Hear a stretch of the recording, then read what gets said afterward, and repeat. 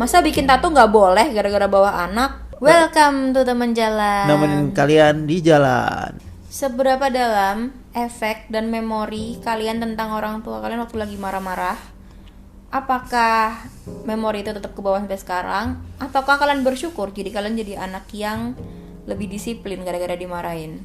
Nah, ini salah satu contoh anak yang dimarahin sama ibunya gara-gara dia ikut ke toko tato. Oke, hari ini Hari ini ada seorang wanita yang datang buat janji temu buat bikin tato bareng sama anaknya. Nah, kita tuh udah jelas banget bilang kalau nggak ada satu orang pun di bawah 18 tahun yang diizinkan buat masuk ke toko tato kita kapanpun.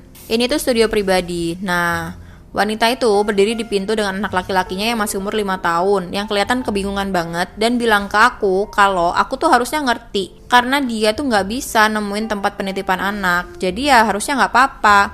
Wanita itu buat janji ini 3 bulan yang lalu. Dia punya banyak waktu kan, padahal harusnya buat nemuin yang bisa jaga anaknya. Aku juga bilang ke dia kalau ini tuh udah kebijakan Departemen Kesehatan dan aku nggak bisa dong ngelanggar peraturannya. Ditambah lagi anak-anak itu nggak bisa dibiarin berlari-larian gitu waktu aku lagi nato seseorang karena itu bakal ganggu banget. Wanita itu pun akhirnya ngangkat tangannya ke atas, ngeliat ke bawah ke anak laki-lakinya yang sebenarnya tuh bersikap jauh lebih baik daripada ibunya. Terus teriak ke anaknya, "Aku udah bilang sama kamu, kamu tuh harusnya tinggal di tempat tantemu." Di titik ini aku ngerasa nggak enak banget karena anak itu harus ngadepin luapan amarah dari apa yang aku harapin seorang ibu nggak ngelakuin. Dan di titik ini aku ngerasa nggak enak banget karena anak itu harus ngadepin luapan amarah dari ibunya. Padahal ini anak masih 5 tahun gitu loh. Dia tuh justru malah ibunya yang berperilaku kayak anak umur 5 tahun. Si ibunya bilang, "Wow, ulang tahun yang luar biasa ya yang ku alami hari ini." Terus dia langsung jalan gitu pergi ke meja piknik di mana dia mulai ngarahin pandangannya ke depan anak itu. Ya, aku tuh gak punya anak dan aku gak benci sama mereka. Tapi sialnya, aku tuh ngerasa sangat bersalah banget ke anak laki-laki tadi karena punya wanita itu sebagai ibunya. Gue masukin lagi loh. Kayak apa? Yang aku pikirin soal orang-orang itu kenapa selalu aku gembor-gemborkan child free itu bukan karena kampanye atau gimana, karena kebahagiaanmu bisa jadi kalau kamu tuh nggak punya anak kayak gitu. Dan kamu belum sempat ngerasain itu, kamu udah keburu punya anak duluan, yang ternyata kamu gak enjoy. Jadi ya terus-terusan aku berorasi child free itu gara-gara kamu gak terus-terusan berorasi, mana ada kamu terus. Kamu jarang banget berorasi. Kamu yang berorasi terus-terusan. Cuman emang perlu untuk terus-terusan kayak gini, soalnya orang di luar sana nggak sadar kalau ini tuh opsi gitu aja. Problemnya tuh gini, untuk memiliki anak itu sebenarnya kamu punya waktu yang sangat panjang kan. Masih nyambung gak tadi? Masih nyambung banget. Nah, untuk punya anak itu masih panjang. Anggap kamu nikah umur 30. Iya. Kamu tuh masih bisa punya anak umur 40. Berarti kan jendelamu tuh 10 tahun untuk punya anak. Nah, sedangkan untuk nggak punya anak, itu jendelanya sangat sempit. Karena apa? Karena begitu hari pertama kamu punya anak, kamu udah nggak bakal bisa lagi buat nggak punya anak lagi ke depannya. Gokil. Kayak gitu. Jadi kalau kamu mau fair sebenarnya, misal anggap kamu punya jendela 10 tahun, pakailah jendela 5 tahunnya dulu buat ngerasain gak punya anak. Nanti ternyata aku ada yang kurang rasanya. Nah kayak gitu, oke, jendela yang kedua dipakai buat punya anak kayak gitu loh. Karena ya itu tadi, jendela buat gak punya anak itu akan langsung tertutup ketika kamu udah punya anak. Tapi gak bisa sebaliknya kayak gitu. Problemnya kan anaknya kalau kamu udah punya, kamu gak bisa buang, kamu gak bisa titipin ke siapa, dikasihin ke siapa, gak bisa. Karena itu tanggung jawabmu murni kan. Iya, walaupun mungkin kamu bisa ngasih ke orang tuamu misalnya ya, biar gak kayak neneknya aja yang ngurus ya. Secara hukum tetap kamu yang bertanggung jawab, kalau ada apa-apa tetap kamu gitu loh. Dan ya masa gak ngerasa kewajiban sih, udah ngelahirin masa cuma ngerasain enak-enaknya ewe-ewenya doang, terus nggak mau bertanggung jawab kayak gitu kan. Justru yang aku agak ngerasa terganggu tuh kalau ada orang-orang yang nganggep gini, ini orang-orang child free cuma suka ngewenya doang, kagak mau ngurus anaknya kayak gitu. Kan anaknya kagak ada coy, apanya yang mau diurus gitu loh problemnya. Bener juga ya. Ya kalau kita ngewe-ngewe aja nggak menjadi anak, ya ngapain kita ngurus anak kayak gitu nggak sih? Tapi di luar itu ya, mau misalnya child free itu ada orang-orang yang datang ngomong kayak gitu. Kalau misalnya kita peduli ya sama omongan orang, Udah punya anak udah dari punya dulu, anak dari ya dulu. gitu. Oke, ini ada komentar soal tadi itu.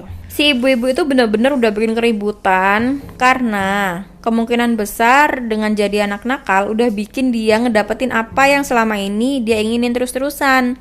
Jadi dia nggak perlu bawa anak itu kalau dia punya tempat tinggal sih, tapi dia tetap ngebawa karena anak itu bisa jadi digunakan sebagai desakan tambahan gitu loh. Kasihan banget sih anaknya karena kejebak bersama ibu yang egois dan kejam. Pernyataan yang sangat benar. Aku tumbuh sama seorang ibu yang kasar, emosional, yang dirinya sendiri tuh korban dari kekerasan dalam rumah tangga dan emang punya gangguan mental. Sayangnya aku nganggep semua yang dia lakuin dan omongin ke aku itu normal sampai saat aku jadi bertambah tua dan ngerti kalau itu tuh nggak normal dan itu bisa mempengaruhiku bahkan sampai sekarang. Aku nggak bisa bayangin sih apa yang ada di pikiran anak itu. Aku selalu ngerasa kayak aku tuh udah ngelakuin suatu hal yang salah gitu dan aku adalah beban buat ibuku. Apalagi sekarang aku punya penyakit mental juga yang butuhkan terapi, obat, kadang-kadang harus dirawat di rumah sakit. Aku kehilangan ibuku karena bunuh diri dan aku ngerasa sangat amat bersalah banget karena kami tuh nggak punya hubungan yang solid. Tapi kami sangat mencintai kok satu sama lain. Terkadang aku ngerasa kalau kehadiranku tuh ganggu dia karena aku memahami dia. Karena aku memahami kalau ayah kandungku lah yang ngelakuin kekerasan itu dan aku kelihatan kayak gitu. Aku ngerasa kalau aku tuh ngingetin ibuku tentang ayahku. Aku sangat berharap kalau anak itu baik-baik aja ya. Itulah alasan kenapa aku milih buat akhirnya operasi buat ngelepas rahimku. Karena aku tahu kalau aku nggak berada tepat secara mental dan aku tahu kalau ini bukan sesuatu yang ingin aku turunin ke anakku sendiri. Aku takut mereka bakal tumbuh dengan terluka dan marah pada dunia mengenai hal-hal yang bahkan bukan salahnya mereka. Sedih ya kalau kita dengar orang yang self-conscious tentang kekurangan-kekurangannya dia dan dia secara sadar itu memilih untuk nggak punya anak gitu. Karena dia tahu kalau dia punya anak malah kasihan anaknya nanti ngerasain kayak yang dia rasain karena ini kan genetik kayak gitu sih. Kamu bukannya kayak gitu ya? Tapi di luaran sana tuh malah orang-orang nge-vilify, malah melabelin kita sebagai orang jahat gitu loh. Kalau nggak mau punya anak gitu, ngerasa kayak ya nggak apa-apa anakmu tuh ngerasain hal yang kayak kamu rasain, biar jadi kamu kuat, juga. jadi ini kayak gitu. Aku juga ketemu beberapa orang juga yang bapaknya tuh main tangan gitu kan, pukul atau gampar kayak gitu. Terus aku tanya, nanti kalau kamu membesarkan anak kayak gitu juga? Iyalah, biar anakku tuh disiplin. What the fuck is wrong with you? Banyak sih tapi yang kayak gitu. Dan kadang-kadang itu karena terasa terlalu familiar jadinya Nggak tahu kalau itu tuh nggak benar. Jadinya ya walaupun dia tahu kalau itu nggak benar, tapi itu kerasa familiar dan yang namanya familiar kan hangat kan di dada kayak iya gitu. iya. Nostalgia. Iya, ini kayak sesuatu yang kalian lakukan bersama kayak gitu. Dan mungkin ada orang-orang yang beruntung yang mereka lakukan bersama tuh mancing bareng sama bapaknya. Tapi ada anak-anak kayak aku yang hubungan bareng sama bapaknya ya dipukulin, disiram air kayak gitu-gitu. Makanya kedisiplinan di kamu tuh bentuknya kayak penyiksaan ya, Cim ya. Iya. Sedangkan di aku kedisiplinan tuh kayak ya disiplin enak kayak gitu. Hubunganmu baik sama disiplin. Sama bangun pagi. Iya, hubunganmu sama bangun pagi buruk soalnya setiap kamu bangun pagi zaman dulu waktu kecil tuh bukan bangun pagi biasa kayak gitu ya. Morning rush itu nggak kuat aku. Karena dulu tuh mesti kayak bangun pagi itu kan identik sama sholat subuh. Yang mana itu aku selalu dimarahin karena kalau aku sholatnya kan di kamar, aku kan nggak nyaman ya subuh-subuh. Keluar rumah dingin kayak gitu-gitu kan, enakan deh sholat di kamar.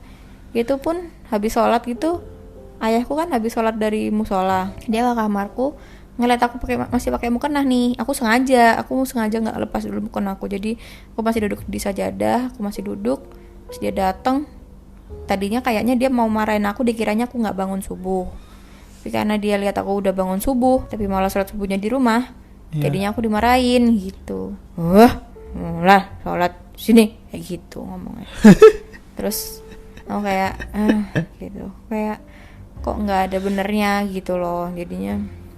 Nah habis sholat subuh itu biasanya ketiduran lagi dan baru kebangun pas sudah Mau berangkat sekolah. mau berangkat sekolah, dan itu pun buru-buru banget kan, nyiapin seragamnya, ternyata bukunya apa Gak masuk akal kok. belum Kalau disiapin dari kamu kemarin kalau kamu juga. di Surabaya, kamu bangun sholat subuh itu tuh bangunnya jam 4 atau malah mungkin 4 kurang kan ya. Terus habis itu kamu 3:30. tidur lagi misalnya, atau misalnya nggak tidur lagi gitu. Iya. Nggak tidur lagi itu masih lama. Iya, Tidur lagi itu terlalu pendek. masih 2 jam. Sedangkan kamu tidur lagi tuh nggak bisa menambah kualitas tidurmu Iya juga. sebenarnya harusnya nambah hobi kayak gitu-gitu. Heeh. Dan harusnya tidur lebih cepat juga ya mungkin. Dari jam 8, Nah terus 9. udah morning rush kayak gitu, siap-siap mandi segala macem, pas udah hamil 10 menit nih sekolah masuk kan, kalau aku dari rumah ke sekolah aku cuma 5 menit.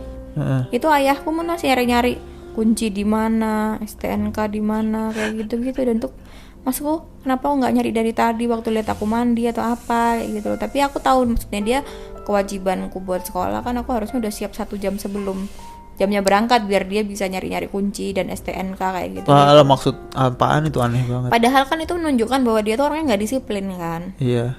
Kok kayak gitu menuntut anaknya buat disiplin, itu sih yang aneh. Seremeh naruh kunci dan STN doang aja dia tuh nggak bisa gitu, tapi dia nuntut anaknya tuh biar bisa disiplin tuh gimana ceritanya gitu. Terus dia tuh suka naruh baju digantung di belakang pintu, itu sampai penuh, mungkin melebihi baju yang ada di lemari. Jadi kayak mungkin baju sebulan gitu digantung di situ, entah maksudnya apa. Terus ketika masuk ke kamarku gitu berantakan, dimarahin. Kamar tuh harusnya dibersihin, lihat ada kaca kotor tuh ya dilap kayak gitu-gitu. Padahal kamarnya dia sendiri kayak kandang ayam. Tapi mungkin aku juga ngeselin sih, karena aku selalu ngerasa Bisa jawab. Enggak, aku nggak pernah jawab. Cuma di kepala aku tuh aku mikir, kalau orang tua aku aja males, ngapain aku harus rajin kayak gitu loh. Dia aja males naruh baju, ngapain aku naruh baju. Terus dia aja males bersih-bersih kaca, ngapain aku bersihin kaca. Bener sih kayak aslinya gitu. kayak gitu. Soalnya harusnya suffer bareng, happy bareng. Jangan yang satu suffer, yang satu happy kayak gitu kan. Yang satu Iya. bersih-bersih rumah, capek-capek. Yang satu cuma ongkang-ongkang kaki, nggak Nah ngapa-ngapain. nggak bisa kan kayak nggak gitu. bisa Sekarang kayak aja gitu. juga parenting itu, ilmu-ilmu parenting sekarang udah banyak kan, dan itu ditunjukin kok kalau anak itu akan imitate orang tua gitu. Apalagi kalau misalnya mereka tuh punya anaknya tuh pinter kayak aku gitu kan, aku imitate-nya tuh bukan secara nggak sadar imitate, aku ngomong ke diriku sendiri, ngapain kamu harus gini kalau mereka aja gini kayak gitu. Padahal sebenarnya kalau aku lagi ikut acara-acara keluar, misalnya ada pondok-pondok gitu, Heeh. misalnya ada pondok Ramadan apa seminggu kayak gitu, seneng banget aku bangun subuh terus sama teman-teman itu main-main apa gitu kan, Ngobrol pagi-pagi. misalnya kayak gitu juga. Terus habis itu nanti ada acara apa sama gurunya, nah terus nanti ada kegiatan apa, terus nyuci baju sendiri atau ngelipat Problemnya apa, seneng. di rumah sendiri pun mungkin bangun tidur, sholat subuh, terus habis itu mereka tidur lagi. Cuma Iya. mereka nggak ada kegiatan habis. Iya. Soalnya masuk sekolah itu kan sangat pagi gitu kan, jam 6:30. Doesn't make any sense gitu. Jadi kayak apa ya, kayak suasana di rumah itu emang sudah tidak, apa itu sebutannya, Tidak mendukung, kondusif kondusif. gitu. Karena pada kenyataannya kalau aku lagi ikut acara di luar kayak English Camp itu kan sempat seminggu di Bandung itu sama anak-anak sana, Heeh. itu ikut aktivitas mereka tuh aku seneng banget gitu loh. Bangun dari pagi langsung ada outing, sarapan bareng, terus kegiatan bisa gitu, dan aku badanku ngerasa enak dari pagi sampai Sore malam sampai itu. malam. Cuman Tapi- semakin tumbuh makin dewasa aku ya tetap ke bawah itu sih, kayak bangun pagi tuh kayak traumatis gitu loh, kayak karena aku suka diobrak-obrak kan kalau biar bangun pagi itu. Loh kok jadi kita jadi malah kesini ngobrol. Ada ini, soalnya anak-anak di abuse ini, aku mikirnya juga mereka itu bukan sekedar di abuse doang. Yaitu ada kayak beratnya itu loh, apa? Kemampuan repeatingnya itu. Jadi kita juga secara nggak langsung, siapa sih yang mau sama cowok nggak bener misalnya kayak gitu Iya. kan? Siapa sih yang mau sama cowok toxic misalnya gitu? Cuman kalau kamu itu kayak kamu bilang tadi familiar sama toxicity kayak gitu, Ya bakal ketarik ke bakal situ ketarik kan. sama orang-orang toksik. Sedangkan orang yang lembut, orang yang baik, orang yang ramah tuh kamu tuh nggak Nggak menarik buat orang-orang kamu. itu. Soalnya kamu ngerasa nggak familiar sama orang-orang yang apa sih baik gini. Itu tuh bukan ungkapan perasaan yang aku biasa temui kayak gitu. Biasanya kan kalau aku bikin salah itu aku didiemin misalnya. Iya. Sampai 2 bulan nggak diajak ngomong sama ayah gitu. Tapi kalau aku misalnya bikin salah sama kamu gitu kan, langsung kita obrolin kayak gitu. Terus aku ngerasa kayak, kok kayak gini sih? Kok nggak ada misterinya sih kayak gitu loh. Ada perasaan-perasaan kayak gitu. Padahal kan justru yang sehat itu ya emang yang bisa komunikasi dengan baik. Cuman emang udah salah asuhnya kan dari sononya gitu. Memang terbiasanya. Jadi kayak apa Tapi ya? mungkin karena kamu cerdas juga sih, jadinya pola yang baru pun kamu masih bisa nerima. Iya, karena masih bisa mikir kan. Iya. Soalnya di luar sana kan banyak yang nggak bisa mikir dan nggak sadar juga kan. Iya, Salah benar cuma sekadar gimana. kayak kamu terlalu baik buat aku terus ditinggalin kayak gitu. Kalau ada orang-orang yang ngomong kamu terlalu baik buat aku dan itu beneran sincere ngerasa kayak kamu terlalu baik terus kamu tinggal kayak gitu, itu emang kamu harus introspeksi kayak gitu kan. Kalau orang terlalu baik tuh kamu tinggal, berarti kamu tuh tertarik dengan hal-hal toksik kayak gitu kan. Dan kamu tuh harus tahu kalau itu tuh nggak baik buat kamu gitu. Kecuali kalau misalnya ngomong kamu terlalu baik buat aku itu emang bohongan doang. Bohongan doang, kayak alasan gitu ya. kan. Ya silakan aja manipulatif Misalnya jelek gitu kan aslinya. Iya, tapi ngomong Kamu tuh terlalu baik buat aku. Jadi Jadi pas kalian ngomong kamu terlalu ganteng buat aku. jadi gitu kan ada chart kan. Jadi ada kayak ganteng, kalau makin ganteng makin jahat, kalau makin jelek makin baik kayak gitu. Mungkin mikirnya kayak gitu. Jadi kalau kamu terlalu baik itu artinya kamu jelek banget. Jahat Apaan sih kita mau makin panjang aja. Ini namanya juga podcast Cim, ini dragging dan gak penting kayak gitu. Ya, oke, I think that's all for today. See you tomorrow, bye bye.